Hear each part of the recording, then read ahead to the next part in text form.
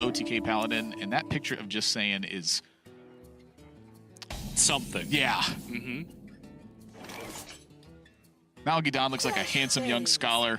JustSaiyan looks like he's confused why he's there. Job done. But Nalguidan drew the only good 2-drop in Odd Rogue, and that is Cold Blood.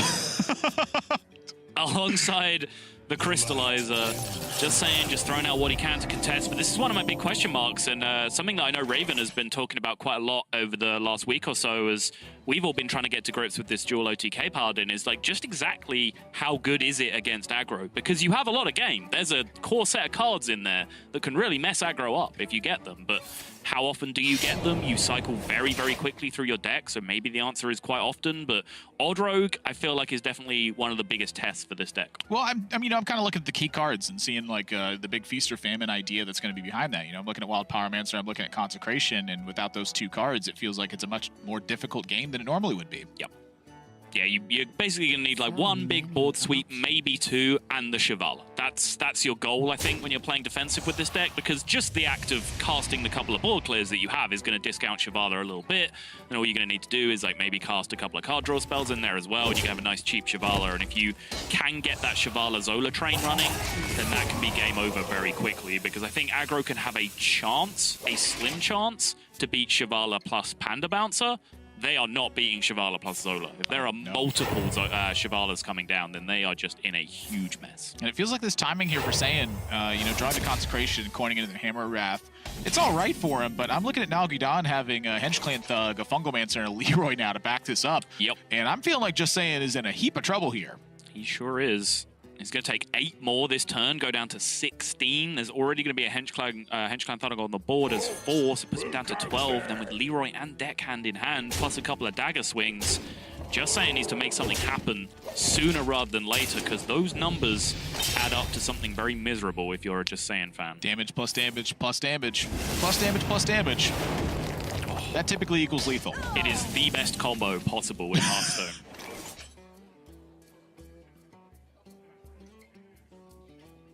Important round, too. Both players sitting at 3-1 right now. You know, both these players at this point have been to a championship. Nalguidan, you know, fortunate enough to make back-to-back. Yeah. Saiyan has found himself headed to Worlds this year thanks to points. Just been a fantastic performance overall for him this year. This match right here, though, I mean, woo! You got to find a way to stop this Hench Clan Thug. You can't let this guy just run away from the game. Nalguidan just throwing out the deck hand now as well. Sets up a lethal presence in the face of like a Wild Pyromancer quality turn. Yep. Saiyan's gonna have to time out. Can he make any progress while he's doing it, though? I don't think so.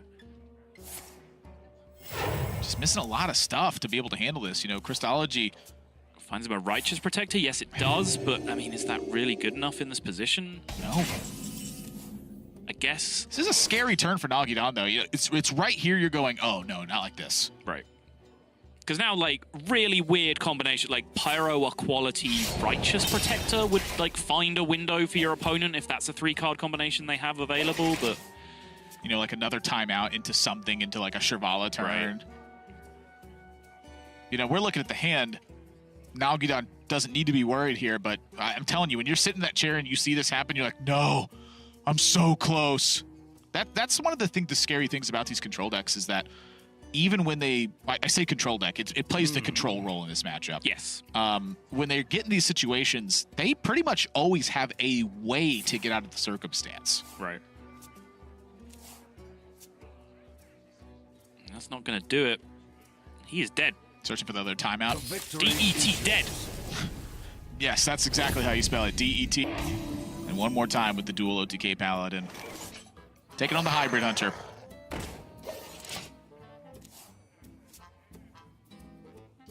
Dire Mole is just such a natural predator of every good one-drop right now. It sure is. That's why Odd Rogue plays 3 or 4 of them. I think it's one of the most commonly asked questions to like streamers when they play Odd Rogue and they're playing Crystallizer in their deck as well as Dire Mole. And people will come in and just, why Crystallizer? Like, what do you want the armor for? It's like, well, I don't. I just want another 1/3 in my deck. And it's something that a lot of people do struggle with, especially newer players. Like, assessments of cards are quite often off because people say, you know, like a 1-drop was printed that Mage could play. It's like, well, this isn't as good as Mana Worm. Why would I play it? Well, because you'd play like 7 Mana Worms in your deck if you could. So you just add a 3rd and 4th copy of Mana Worm. That's what Crystallizer does for Odd Rogue in particular that we saw in the last game. But unfortunately, Hunter only has the luxury of playing the 2 copies of Dire Maul, but does seem to draw them quite often nonetheless. Well, it's just such an important card. Yeah. You know, I'm looking at Spring Paw, you know, somewhat filling that role. It's just able to have 2 attacks attached to 1 card. Does cost you the extra mana, but it's a bit faster. The light dims, but we fight. Reporting for duty. Saiyan's hand looking in a little bit better shape here just because of that quality that he didn't have access to on the previous game. There are so many tools he can now use to turn that quality into money from here. This Hyena is going to need an answer sooner rather than later. Just turns it into money. Yeah. Like 2 mana, changes into a $5 bill. Sweet. It's like my first impression of Elise with the add a sealed Ungoro pack to your deck. I was like, I can get the whole set just by playing this card. Yeah. Suddenly you're just playing like all the Zolas and Brewmasters in your deck. You're playing OTK Paladin, but it's just shuffling packs. Oh, I just get the packs this game. Ah, all right. Unlucky. Hoping for some luck here on this prismatic lens.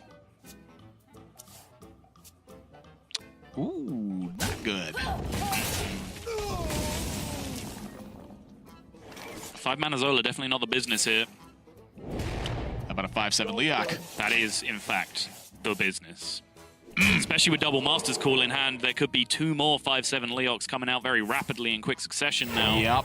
I always feel like that's one of like the bread and butter things of this deck is when you get to curve right into Dire Frenzy, then you have Master's Call because all you're trying to do is pressure down your opponent. Right. And I still struggle with this deck because I think it was Derek and Raven that were talking about this earlier, and the statistics in terms of the stat tracking websites tend to bear this out in that, you know, Master's Call is a good keep, Master's Call has a good played win rate early. Like, I just can't mentally reconcile in my head, like, playing Master's Call on turn 3 at the like, expense of playing a minion.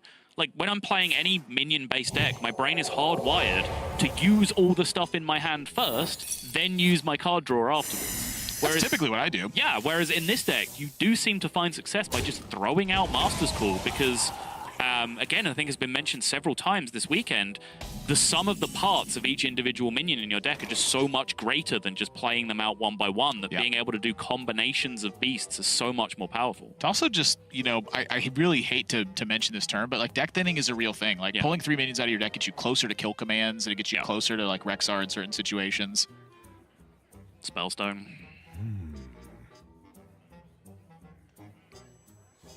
I see 3 little snaky boys right now that would like to have twice as much attack as they do currently. Well, there you go. There we go. We did it.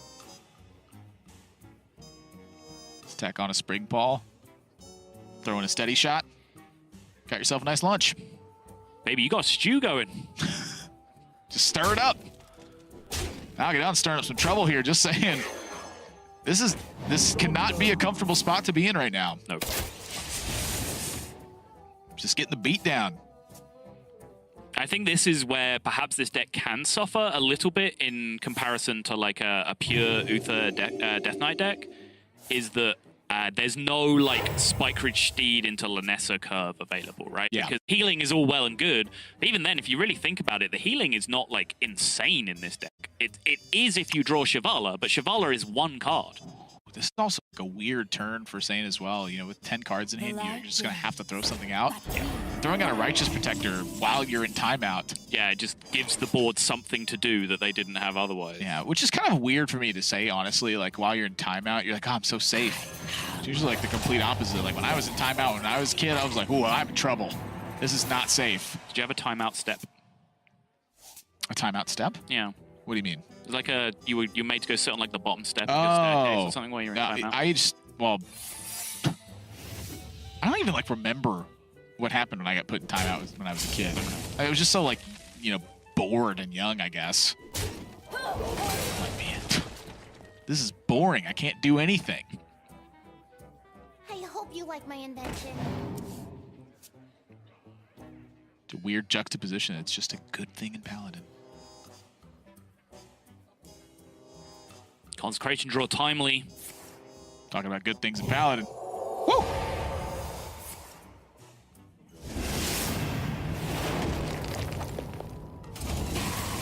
Bit of breathing room. Ooh. That's going to take away a lot of that breathing room. Yes, it is. And there is the combination we've been talking about through multiple series, Admirable. That Tundra Rhino Spellstone is juiced and ready to go in a couple of turns. And Saiyan is going to struggle to get out of range of that. But Nalguidan, I think, maybe with good reason. He's selling both qualities, correct? Yes. So that means that Blood Mage, Wild Pyromancer? No, maybe just one, I believe. Was it just the one? Yeah, because the initial threat of the Scavenging Hyena was just beaten fairly on board. I don't think there was an equality used. I think you're right with that. Yeah. Pressure the timeouts. Then I mean, you saw Saiyan use the equality from the top, or the consecration from the top, rather. You're just feeling safe. It's tough to clear another one of these. The light bends to my will. It's a big heal for 8, though. God, I love Crystal Smith Kangor. Ooh, and Shivala joins the party. There's the boy. Yeah, but you mentioned it. It's much less playing the Uther role more than it is playing the Holy Wrath role in this game. But I mean, that feels a ways off for Saiyan right now. He's still got to deliver 3 more damage. Well, most importantly, with the Shivala and the Zola in hand, even at 5 mana, he'll be happy to have that Zola in hand at this point, because he can easily consolidate himself to the point where he's well out of range. Does still have to answer this board state. Shrink Ray can do that quite nicely. Job done.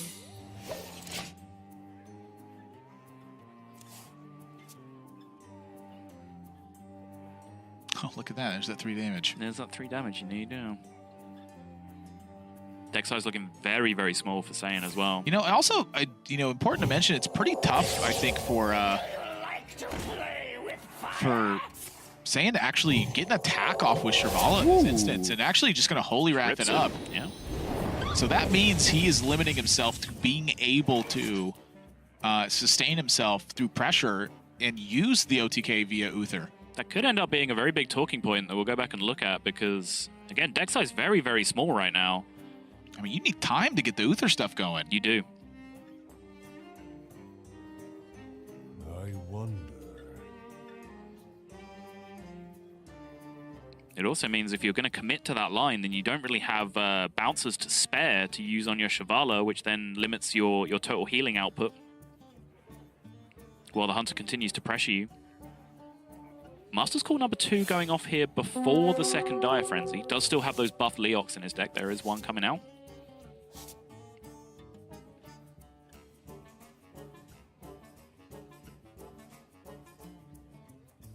It's an interesting little setup here for Nalguidan. I mean, I'm looking at wanting to use the Tundra Rhino with Kill Command as a surprise finisher here, it feels like. Is there a higher register you could have found there? Well, I'm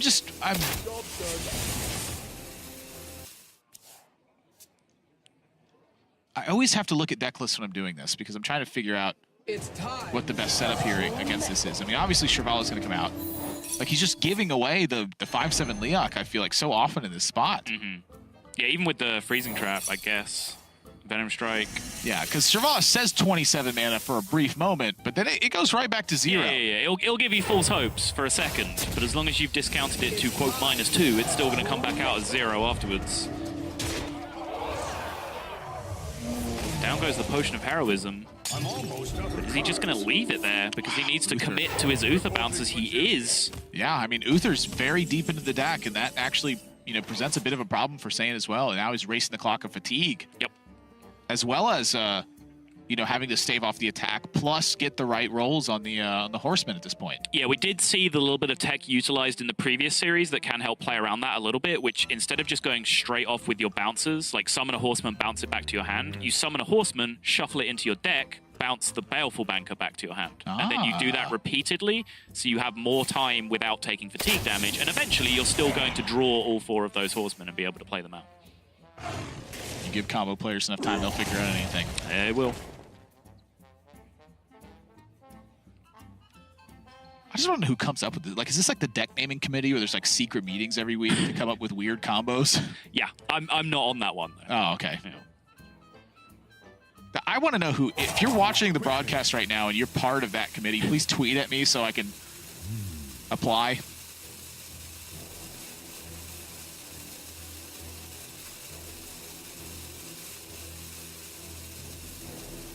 The struggle. Yeah. Cards. The arrow of internal conflict. Just to the minion, to the face, to the minion, to the face. Rosti told me this, but I like this, and so on. I believe it was Shakespeare who first wrote about that. Yes. To face or not to face.